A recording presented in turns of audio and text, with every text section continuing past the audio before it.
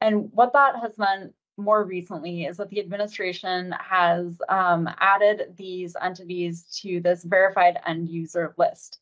What that means is that they have created additional certainty for these firms that says, we okay your operations. We will not invoke the foreign direct product rule in a way that significantly disrupts your ongoing businesses. I think there was some question about how the US government would handle the Taiwan Korean firm situation, through which legal instrument they would essentially allow this business to continue.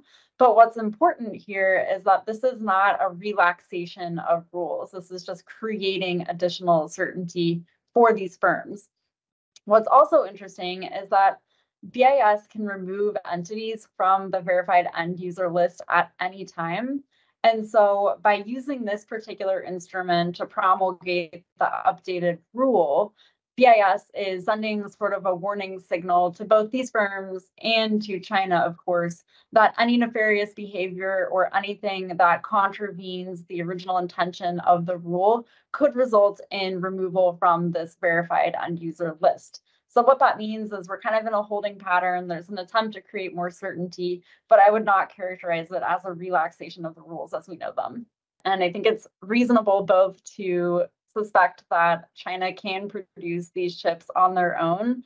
As I understand it, the remaining big question is whether or not they can do that efficiently and at scale.